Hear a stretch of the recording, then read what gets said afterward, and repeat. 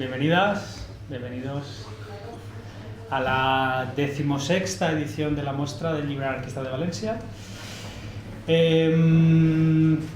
Primero hablaremos un poco, un minuto de la muestra y decir que, bueno, al final por aquí tenemos, por ahí vamos a poner un bote para que si queréis pues aportar algo. La muestra se hace, bueno, hemos pedido subvenciones pero no nos la han concedido todavía y por eso hasta entonces pues si queréis aportar algo, bienvenido sea. Además pues invitamos a que quien quiera, a quien esté interesado pues que participe en la asamblea de la muestra, que por cierto se hace aquí. Y claro, se trata de construir eso, de ir construyendo eso entre todas. Entonces eso, que cualquier ayuda, bienvenida.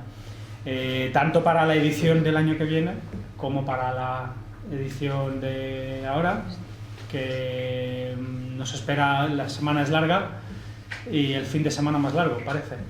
Entonces eso, cualquier ayuda, bienvenida.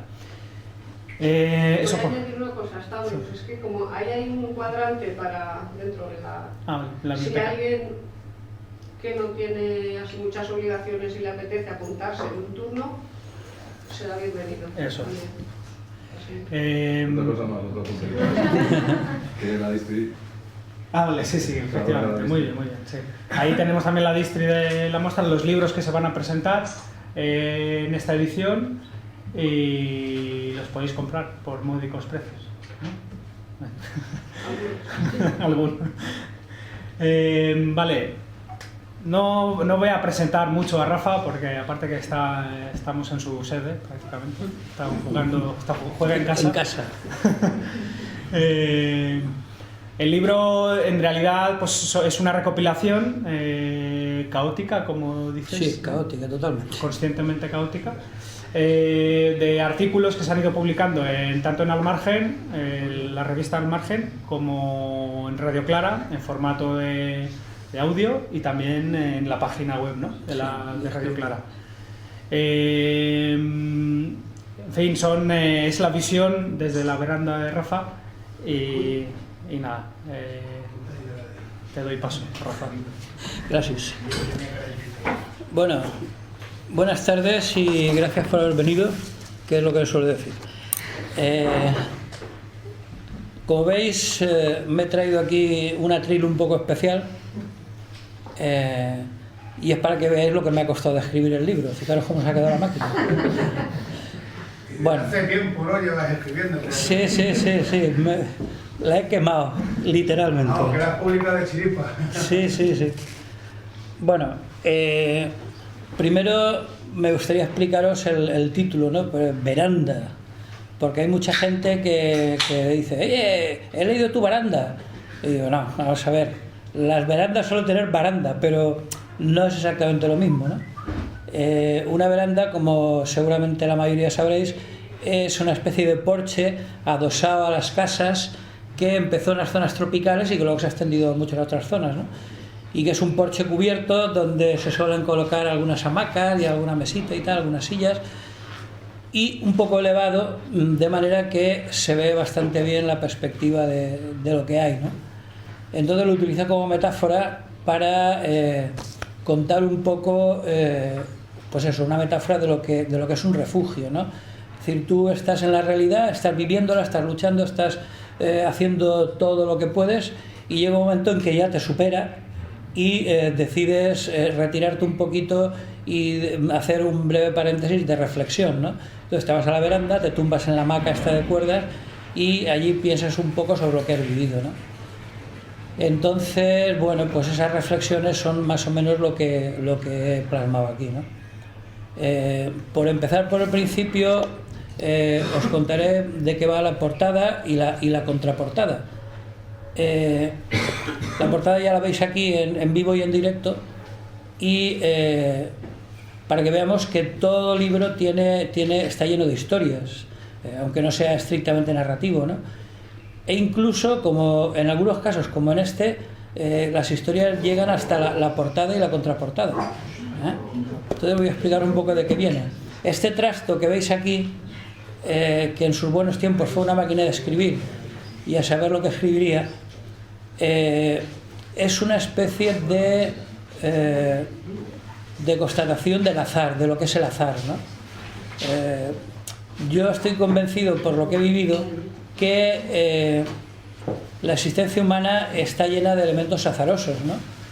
Que hay muchos momentos en que las cosas salen porque estabas en el momento adecuado, en el sitio adecuado, o todo lo contrario, porque estabas en el momento más inadecuado, en el sitio peor, ¿no? Entonces, el azar para mí es uno de los elementos que domina la existencia humana, y en este caso fue totalmente fruto del azar. Hace ya bastantes años subía yo un barranco, que antes era bastante aficionado a ello, en el Pla de Pavía, que es una zona que hay subiendo desde el Puig hacia las montañas de Náquera y Serra y todo aquello de la Calderona.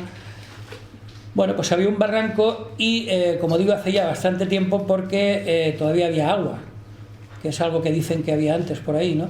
Entonces, cuando llegaba la primavera, las lluvias de abril, el barranco llevaba agua, cosa insólita, pero el agua que bajaba de Serra y Náquera durante 2 o 3 semanas, tampoco más, bajaba con agua. Entonces, andaba yo un día, nunca mejor dicho lo de andar, bueno, andar o reptar casi, subiendo el barranco, cuando oí un ruido extraño que golpeaba las rocas, ¿no?, desde el barranco, que arrastrado por el agua. Y entonces me fijé y vi esto. Me gustó porque siempre, en cuestiones artísticas, siempre hay una cosa que me ha gustado mucho, que es lo que los franceses llaman l'objet trouvé, es el objeto encontrado, ¿no? Eso que, uy, mira, chico, lo ves y dices, pues esto parece o podría ser, o yo le podría dar. Entonces, siempre me ha interesado la interacción entre las personas y los objetos, porque los objetos parece que estén muertos y sean mudos, y en muchas ocasiones no es así, nos hablan, nos cuentan cosas, nos cuentan historias y incluso nos dan sorpresas, ¿no? Entonces, bueno, pues la pillé y me la llevé, le eché un poco de 3 en 1, que ahora casi ya ni se nota, para quitarlo un poco, porque el proceso de oxidación a mí por lo menos me gusta mucho, muchos artistas lo han utilizado, pero es que queda muy bonito, porque las distintas fases del proceso de oxidación van dando unas tonalidades diferentes y en algunos casos muy bonitas, ¿no? Entonces me gustó el objeto en sí, porque además, para acabar, tenía un detallito muy curioso. Como veis, no tiene ni una sola tecla. Claro, las teclas es lo primero que se rompía al golpear contra las piedras. Pero en un ladito, en el extremo izquierdo, quedó una letra. ¿Y cuál es la primera letra que hay a la izquierda? Cuando tecleamos, la A. Y como la tecla era redonda, pues era una A con un círculo. Entonces era una máquina hecha polvo, que lo único que conservaba sano era una tecla redonda con una A en medio, que ahora creo que ya ni se ve, pero vamos, está en la posición de la A. Bueno, pues esa es la historia que cuenta un poco la portada. Y la contraportada también tiene su historia. Está un poco más lejana, no está tan cerca. Está en Dublín. Fuimos unos compañeros del Ateneo, hicimos un viaje a través de Irlanda, y el día que estábamos en Dublín andábamos pasando por un parque que hay por allí, y yo me había quedado bastante flipado con una estatua que había en uno de los rincones, porque era una estatua muy curiosa. Era de Oscar Wilde, el famoso escritor irlandés, y tenía bastantes curiosidades. En primer lugar, estaba encima de una roca, no de un pedestal, que suele ser lo habitual, sino una roca totalmente irregular, y ahí encima estaba. Normalmente los próceres y la gente de orden, sabéis que están todos o a caballo o de pie, pero con actitud majestática, diciendo aquí estoy yo, ¿no? El Oscar Wilde no, el Oscar Wilde estaba tirado, apoyado sobre el codo, leyendo un libro, o sea, de una postura totalmente anticlasicista, ¿no? O sea, una cosa me hizo mucha gracia. Y luego, para acabar, como buen amigo de la bandera del arco iris, pues era una escultura policromada, que también es bastante raro, porque las esculturas normalmente las hacen en bronce o en piedra y poco más, ¿no? No, esta estaba llena de colorines. Y bueno, ahí estaba yo mirando la estatua de del Oscar Wilde y la gente se desperdigó por el parque, por aquí y por allá. Y yo, andando solo, llegué muy cerca de donde estaba la estatua, había como una especie de pequeña laguna, como un estanque, y me fijé que cerca de la orilla donde yo estaba vi una escena muy curiosa, y es que había un patito pequeño, negro y feo, que iba en dirección absolutamente contraria a un gran cisne blanco, precioso, y el patito negro y feo pues iba pasando mucho del cisne en contradirección. Entonces me hizo gracia la imagen y bueno, le hice una foto que dicen. Bueno, esas son las historias, como veis, que llegan hasta las mismas tapas del libro. Después, ¿de qué va el libro? Pues yo qué sé, eso ya sabéis que es una tontería hablar de lo que está escrito. Lo que está escrito habla por sí solo y evidentemente, aparte de lo que yo pueda contar, pues cada uno saca sus propias conclusiones y desarrolla lo que tantos han dicho antes que yo, y es que el libro no se acaba cuando el que lo escribe le pone el punto final, sino que en cada uno de nosotros y nosotras ese libro va fructificando y va provocando una serie de reflexiones, y somos cada uno de los lectores los que le damos, digamos, cumplimiento final, ¿no? O sea, acabamos el libro, vamos. Entonces, bueno, pues únicamente os comentaré el planteamiento general. El planteamiento general tiene dos cuestiones. Lo primero es la intención general, digamos, que me mueve a escribir todos los artículos, que es la perplejidad, es decir, el flip, el quedarse. O sea, cuando tú observas un mundo tan absurdo por tantas cosas, pues entonces manifiestas tu perplejidad y la cuentas para que los que lo vayan a leer pues lo compartan o lo critiquen, que sería quizá lo más interesante. Entonces, bueno, hay que manifestar eso, que nuestra vida individual no es un continuo lógico y coherente, como seguramente todos hemos comprobado, sino que es algo bastante caótico y fragmentario, es decir, son fragmentos, son como pequeños flashes que van conformando lo que es la línea de nuestra existencia, ¿no? Hasta que llega un momento y ¡pum!, se acabó, pues despedimos y a otra cosa. Bueno, mejor dicho, nada, pero vamos. Bien, y después hay otra cuestión, que es que, como veréis, si tenéis la paciencia de leerlo, es que son fragmentos muy breves, apenas un par de páginas, 3 o 4 los más largos, y eso me hace también reflexionar sobre la brevedad, ¿no? Había uno que decía, bueno, había una frase del barroco español de Baltasar Gracián que decía: lo bueno si breve dos veces bueno. ¿Os acordáis? Bueno, pues yo, tomándolo como referente, había hecho otra un poco distinta, que era: lo breve si breve dos veces breve.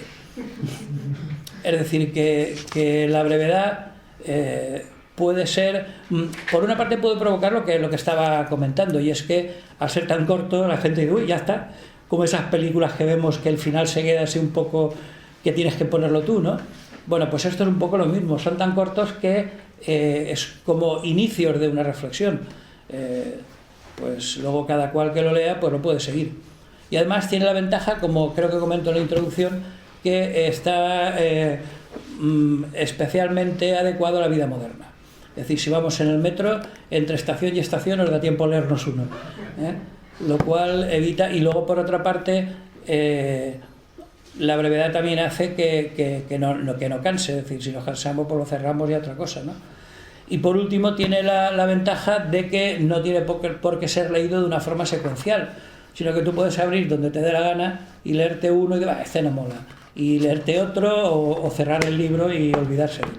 Es decir, la brevedad, si no tiene otra consecuencia, pues tiene esa, ¿no? Aparte de que es mi forma de hacer las cosas. Yo, por ejemplo, sería incapaz de escribir una novela. Seguro que era incapaz, vamos. Nunca lo he intentado, pero no creo que lo intente. O sea que, bueno, que aparte de ser la forma que tengo yo de hacer las cosas, pues visto con un poco de benevolencia, pues puede tener sus ventajas, ¿no? de que sean tan cortitos. Bien, y luego por último, por lo que respecta a mi posición personal, diría que esto es una colección de naufragios. Es decir, son como los pecios estos que cuando hay un naufragio llegan hasta la costa. Pues de mis muchos naufragios, que por supuesto todos hemos tenido los nuestros, pues he rescatado esto y como decía al principio, pues son manifestaciones de perplejidad, de contradicciones, de paradojas, en fin, de preguntas en definitiva, ¿no? Más que de respuestas. Yo la verdad es que tengo muy pocas cosas claras, ¿para qué no vamos a hablar? Entonces, bueno, pues manifestar la incertidumbre, la duda y sobre todo pues intentar que la gente se las vaya planteando esas mismas dudas. Como digo en la introducción, si consigo que alguien dude de algo, lo doy por más que bien empleado. Bien, por último, agradecer, como ha dicho Stavros antes, a Radio Clara y a la revista Al Margen por haberme acogido en sus páginas y haber soportado mis tonterías, ¿no? Porque realmente yo, que soy bastante perezoso, si no me creo una obligación semanal de que tengo que hacer un artículo, pues seguramente muchas semanas no lo haría, ¿no? Entonces, pues me ayuda el crearme esas obligaciones y bueno, pues eso, agradecerle a Radio Clara y Al Margen por su colaboración. Y por último, si vuestra paciencia me lo permite, pues como ejemplo de lo que puede ser el libro, para que os hagáis una ligera idea. Sí, dígame, señor David. ¿Todos esos textos los ha leído en Radio Clara? Sí, pero hace mucho tiempo, y algunos han salido publicados en la revista, pero son desde el año 2008 aproximadamente hasta el 2014. Tienes que tener el libro. Si quieres, sí. Tienes que tener el libro para hacerlo. Bueno, pues entonces, para que veáis un poco, porque otra de las cosas que tiene, yo siempre, con permiso de la fila alternativa, lo denomino un caleidoscopio, ¿no? Porque realmente me recuerda mucho a eso que jugábamos y que a mí por lo menos me encantaba cuando era pequeño, que era el canuto este con cristalitos de colores, que le dabas vuelta y con un pequeño giro de la muñeca cambiaba por completo el panorama de lo que se veía, ¿no? Entonces la vida también es un poco un caleidoscopio lleno de cristalitos y que al más mínimo giro de nuestra muñeca o de nuestra perspectiva en la vida, pues ofrece un panorama totalmente diferente, ¿no? Entonces, pues eso, es como una especie de caleidoscopio. Y para que veáis la variedad de historias que cuenta, pues voy a leeros unas cuantas, si me lo permitís, por supuesto no todas, sino el inicio de la historia. Esta, por ejemplo, las he escogido totalmente al azar. Esta se llama Chistes viejos con caras nuevas. Y dice: cuando los cómics aún eran tebeos, circulaba uno muy popular llamado Jaimito, que tenía una sección en la que bajo el título Chistes viejos con caras nuevas recogía antiguos chascarrillos convenientemente remozados. Últimamente, cuando oigo hablar de regeneración democrática, me acuerdo de esa sección del Jaimito. Tal parece que todos los partidos se han lanzado a cambiar las caras de sus líderes en una especie de restyling rejuvenecedor. Rubalcaba deja paso a Pedro Sánchez, Cayo Lara a Alberto Garzón, y en Podemos, dada su bisoñez, no tenían viejos militantes, así que han entrado directamente los jóvenes, aunque es bien sabido que la edad no suele ser un factor determinante y que imbéciles siempre los ha habido de 18 y de 80, y personas sensatas también. Bien, este otro se titula La complejidad de la cebolla. Por esa longitud no llegas a la parada de metro siguiente. Hombre, he dicho que he leído el primer párrafo. Te ha dejado ponerme en los labios. Bueno, como decía, este se llama La complejidad de la cebolla. Y dice así: funcionamos como una cebolla que vive inmersa en el caos. No es gratuito el hecho de que tantas mitologías sitúen el origen en él. El caos, esa confusión primordial difícilmente transitable, no es tan solo una invención de la imaginación humana para explicar lo inexplicable, sino una realidad cotidiana, verificable cada vez que dirigimos nuestra mirada a lo que está pasando. Tampoco parece gratuito el que diferentes variantes de Apocalipsis figuren en el acto final de bastantes relatos mitológicos, como si un músico macabro hubiese diseñado un cuarto y último movimiento allegro molto vivace para la conclusión de su sinfonía sádica. Bien. Otro, por ejemplo, es uno que lleva por título El ojo del huracán. Y dice: cuentan los que han navegado a vela con frecuencia por mares tropicales que si han corrido la aventura de encararse con un huracán, han descubierto con sorpresa que al atravesar el mismo centro de la tormenta, el viento deja de soplar por completo y tal parece que lo peor ya ha pasado. Ni que decir tiene que un poco más allá comienza de nuevo el baile. Pues bien, se diría que viajamos instalados en el ojo del huracán y tenemos la sensación de que a nuestro alrededor reina una calma perfecta, pero a pocos pasos de nosotros en el espacio y en el tiempo, los elementos andan desatados. Políticos del establishment y medios de comunicación oficiales están empeñados en hacernos ver que a pesar del ciclón que está desplomándose sobre nuestras cabezas, aquí no pasa nada especialmente preocupante. El fútbol omnipresente, los estúpidos concursos millonarios, los realities carroñeros, los noticieros manipulados intentan hacernos creer que vivimos en el mejor de los mundos posibles y que esto no es sino un pequeño desajuste que pronto se solucionará con inyecciones masivas de fe y confianza.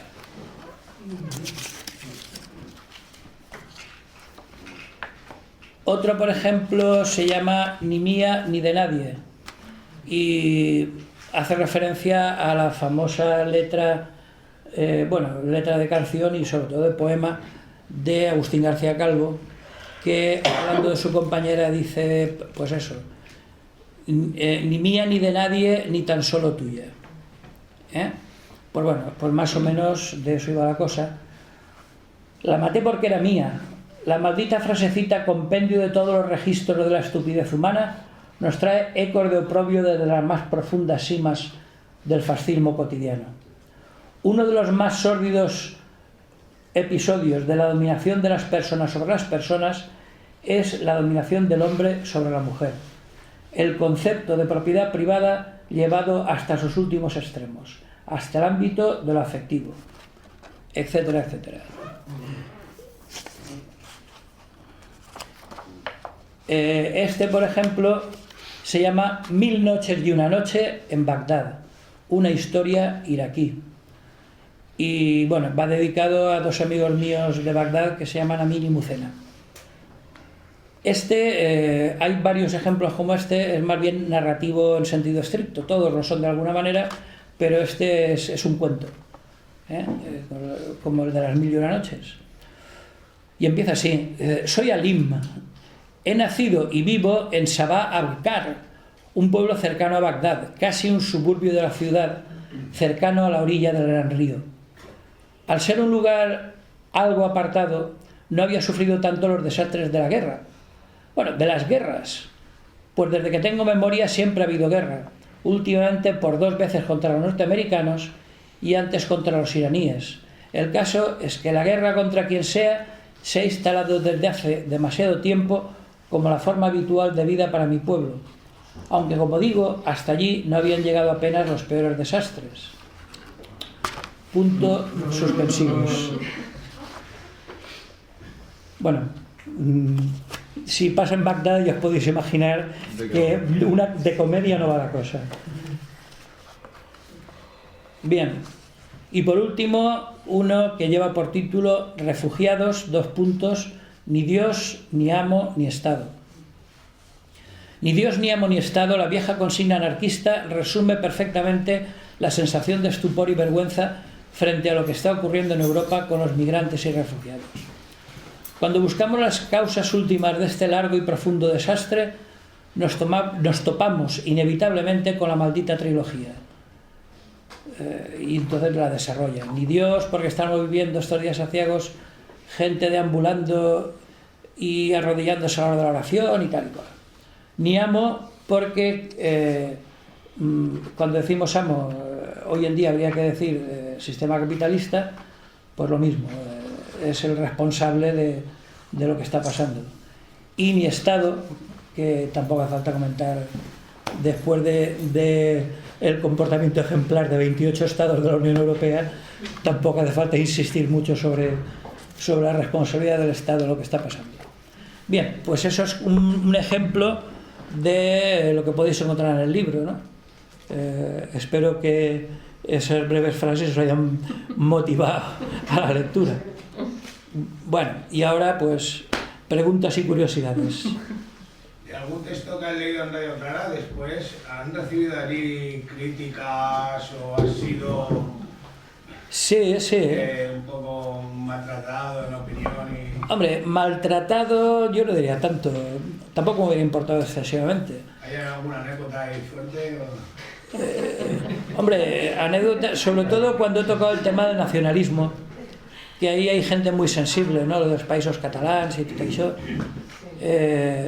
partiendo de la contradicción de que yo soy valenciano parlant y normalmente me expreso mejor en castellano. Como veis, este libro está escrito en castellano, entre otras cosas porque cuando yo estudié no había línea en valencià. Entonces yo toda mi trayectoria de estudios ha sido en castellano y me siento más cómodo y tengo más vocabulario, incluso sintácticamente a la hora de construir frases y cosas de estas, pues más en castellano que en valenciano. Pero bueno, pues ahora me lo he propuesto y seguramente si se me ocurre la descabellada idea de hacer una segunda parte, la faré en valenciano. Ese es el único tema que ha provocado así un poco más de enfrentamiento. Porque yo siempre he dicho que soy totalmente nacionalista cultural. Pero no sé por qué razón no tenemos bastante con el Estado español, con que en lugar de luchar para quitarnos de encima el Estado español, encima queremos meter otro, el Estado catalán o el Estado dels Països Catalans. ¿Pero qué volver nacionalista cultural? Pues que florezcan mi cultura. El nacionalismo choca un poco con la cultura, ¿no? La cultura és universal, però té molts matisos. Entonces, els matisos que té la cultura catalana o valenciana, pues crec que són de defensar el mateix que pot tindre la cultura swahili, dins d'una consideració cultural comú, no? Perquè, clar, el que jo no entenc dels nacionalistes en este cas és que el defendre la cultura específica dels pobles i les gens de per ací no vol dir fer una frontera i que després el veí siga el roïn, com sempre sol passar, no? Entonces jo això no ho entenc, independentment de que reconega el dret a l'autodeterminació de qualsevol, d'ells o del barri del Carme, si mos pega per ahí, no? O sigui que una cosa no lleva a l'altra, no? Pero fuera de eso no sé por qué, es una de las cosas que no sé por qué más piques motiva. Pero eso nos confunde un poco nacionalismo e independentismo. Cuando yo digo nacionalismo, porque ahí incluye lo cultural, el independentismo es claramente una cuestión política. Pero es que la cultura y el nacionalismo es que tampoco la entiendo. O sea, vamos a ver, la lengua más que la cultura, ¿no? Porque la cultura de una aldea de los Pirineos no es la cultura de un pueblo industrial o de Tarrasa o de... Sí. No sé, que no hay una unidad cultural, una unanimidad cultural, afortunadamente. Entonces es la lengua la que lo define un poco, esa frontera cultural, ¿no? Sí, pero que por eso digo que cualquier pequeño ejemplo de cultura de un pequeño pueblo de los Pirineos, pues está muy bien, porque si no acabaríamos todos hablando inglés y comiendo hamburguesas. No, pero eso quiere decir que no se trata de crear estados, sino de gente que quiera hacer de otra forma. El independentismo, que yo también lo localizo hasta en el barrio, hasta en el individuo. Sí. Extremadamente independentista. Pero que eso no quiere... Es que no sé si tiene algo que ver con el nacionalismo. Igual sí, no... No, yo ya te digo que lo que más claramente quería poner de manifiesto es que, o de lo que yo criticaba, digamos, de los independentistas, es la manía de hacer fronteras, ¿no? Sí, de poner estados. Bueno, hombre, evidentemente, fronteras y el estado consiguiente. Ya, pero aunque no pongan una raya, si hay un estado que dice hasta aquí, hasta el mojón no sé cuántos, Sí. Es eso. Ahora, si esa gente se independiza y dice, no, es que yo no quiero Estado, yo quiero una... municipios libres. Ojalá, no sé. sí. Eso, que quiero decir que no tiene, el nacionalismo no tiene y la independencia son en algunas cosas, creo yo, concomitantes, pero no son... Sí, desde ese punto de vista sí. El nacionalismo para mí siempre es imperialista y fronterizo y es contra el... Hombre, pero yo te decía, porque suelo ser xenófobo, es decir, la independencia yo soy más guapo que nadie y el vecino es peor que yo, eso claro. es... se reafirma en el otro, en el contrario del otro. Sí. Pero digo que la independencia, ¿no? La independencia además llevada hasta sus últimas consecuencias del individuo. Sí.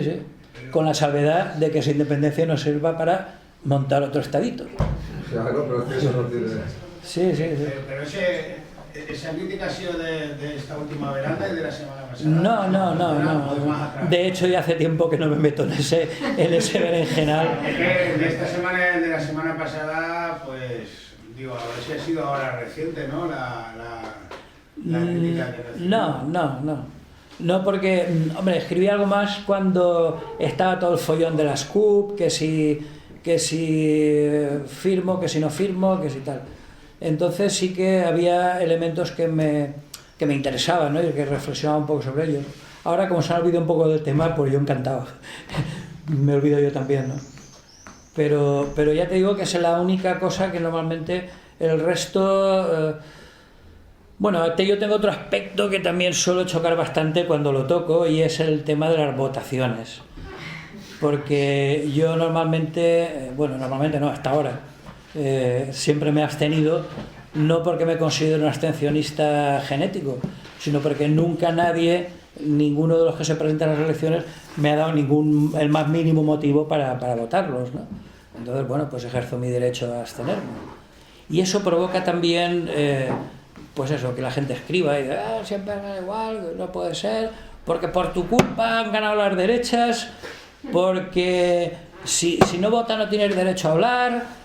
Bueno, pues vamos a ver, ni Franco, claro, o sea, como que no tengo derecho a hablar, bueno, es igual. Quiero decir que ese tipo de críticas, pero claro, yo siempre que llegan las elecciones, aunque sean tan absolutamente patéticas como las que nos esperan los próximos meses, pues yo tengo que decir lo que pienso, es normal.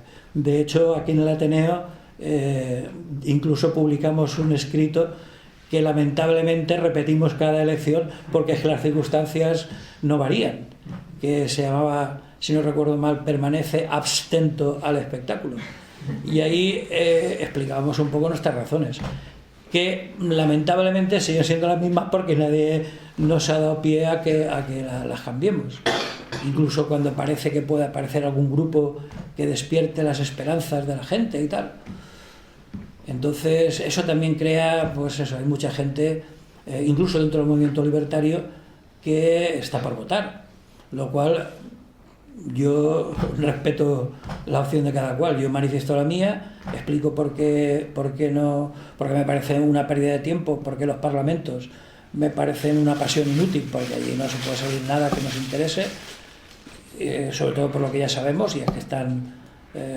ellos no pintan nada, ¿no? Están manipulados por el poder financiero, que es el que suele cortar el bacalao, y por lo tanto jugar a los parlamentos pues me parece inútil. Pero si alguien quiere intentar esa vía, pues bueno, pues la respeto, vamos, que no voy a poner palos en las ruedas.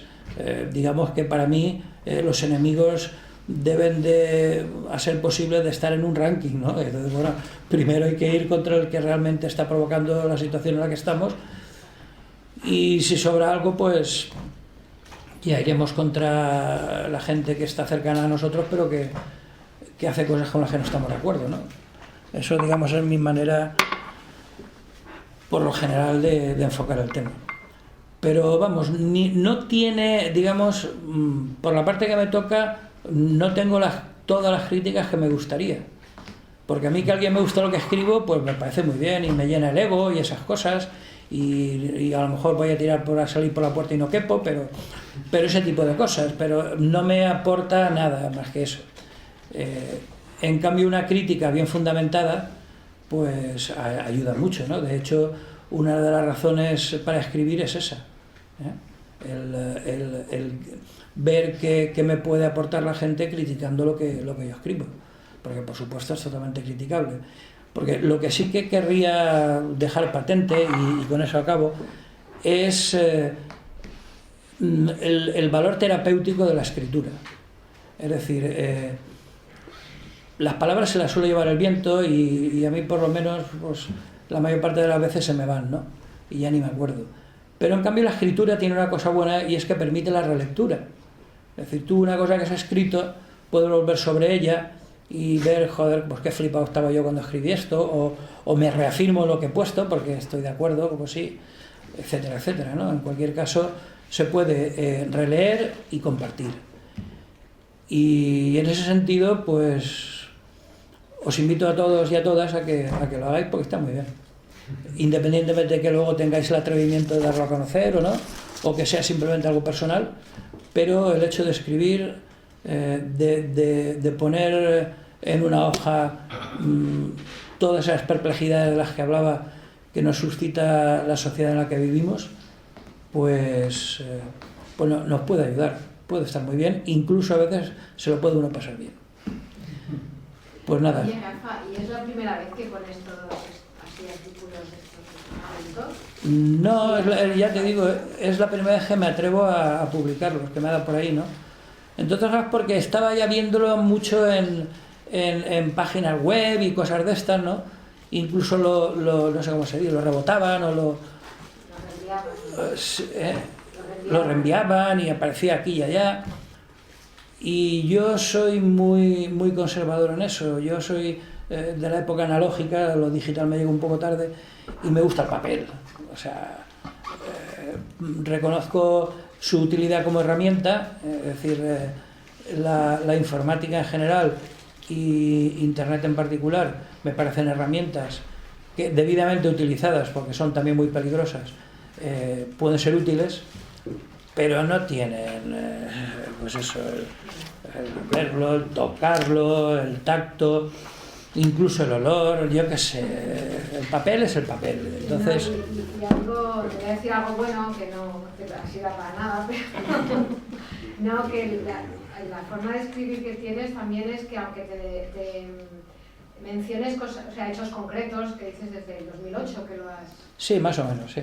Que yo creo que se pueden aplicar de manera bastante atemporal, o sea, que no digo para todos los siglos, pero que aunque te refieras eso a hechos concretos de cosas que han pasado en esa semana, yo qué sé, sí. Que la forma que tienes de escribir, o sea, te da para pensar... Por lo menos lo intento. Más allá del hecho concreto, por eso el ponerlo... Es que sabía que lo habías hecho y me parece una idea. Cuando os invito con todo mi atrevimiento a que escribáis, es precisamente por eso, porque de lo concreto pasas a lo general. Es decir, ese aspecto concreto y puntual que ha pasado el día tantos de tantos, te sirve como anzuelo y a partir de ahí estiras y empieza a salir pues una serie de reflexiones que tienen eso como punto de partida, pero que no se agotan en eso.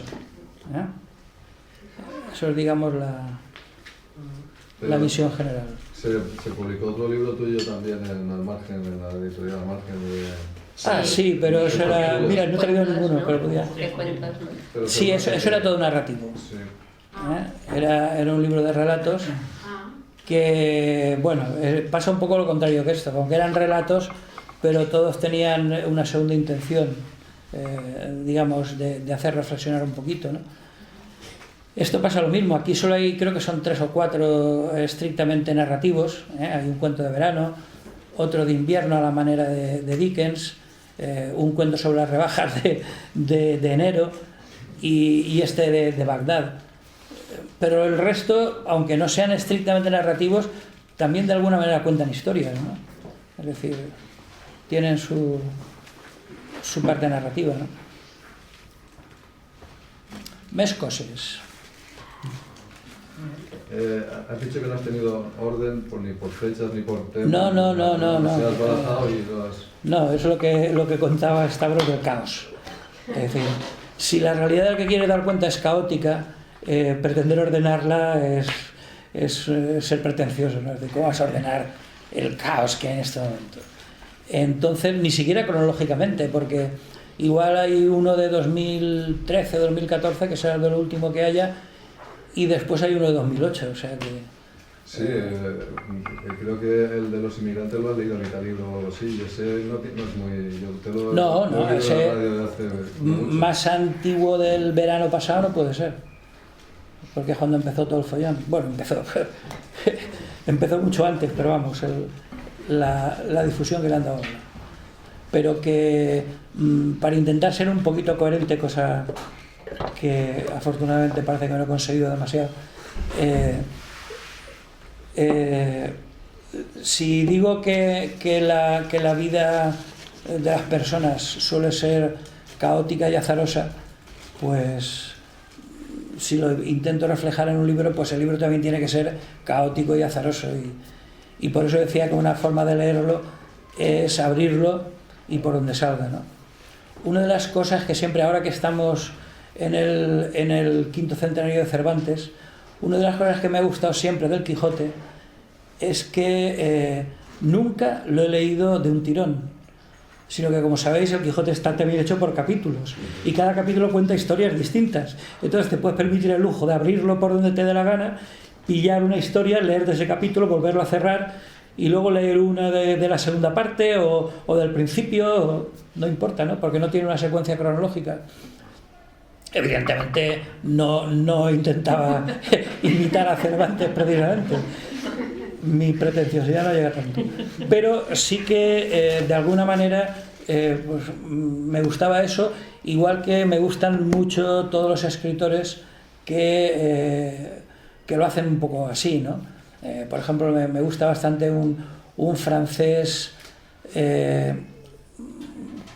un surrealista tardío que se llama Georges Perec, que tiene un libro muy interesante que recuerda, no sé si os acordáis, de una página de cómic que salía, creo que era El Tío Vivo, que salía 13 Rue del Percebe. ¿Os acordáis? Que era como una especie de finca, una casa sin tabiques, y entonces se veían como viñetas de lo que pasaba en cada sitio. Bueno, pues este de Georges Perec va un poco de esto, ¿no? Luego tiene otro, por ejemplo, que juega a escribir toda una novela sin que aparezca ni una sola vez la letra E, por ejemplo, ¿no? Y construye, y además, si no te fijas mucho, no se nota, ¿no? Está muy bien escrito. Quiero decir, ese tipo de formas de tratar el absurdo desde el absurdo son las que a mí personalmente más me van, ¿no? Más próximo me siento, más cómplice me siento, ¿no? Y bueno, a mi humildísima manera, porque evidentemente no me puedo pretender poner a la altura, pero sí que intento pues contar las cosas un poco así, ¿no? Como a tropezones, como a saltos, como si fueran flashes, ¿no? de lo que en cada momento viene a la cabeza, y con eso reflejar un poco pues el caos del mundo, ¿no? Aunque son un poco mescoses. Bueno, pues si no tenéis nada más que decir, y yo no se me ocurre nada más con lo que aburriros, pues lo dejamos aquí, porque más curiosidades no me quedan, yo qué sé. Bueno, recordaros que en la contraportada tenéis, este es el número 25, tenéis 24 títulos anteriores de la editorial del Ateneo, de la editorial Al Margen, que a trancas y barrancas y con grandes sacrificios económicos pues hemos ido publicando unos cuantos libros, demostrando que desde nuestro punto de vista la guerra se hace poquito a poquito, ¿no? Es decir, a nuestra manera y como podemos, pues además de estar presentes en la sociedad en la que vivimos, intentamos desde el punto de vista de la cultura pues publicar la revista, ir publicando todos los libros que podemos, en fin, ese tipo de cosas que desde nuestra pequeñísima barricada pues cultural intentamos llevar adelante, ¿no? Pues insisto, agradeceros vuestra presencia y daros las gracias.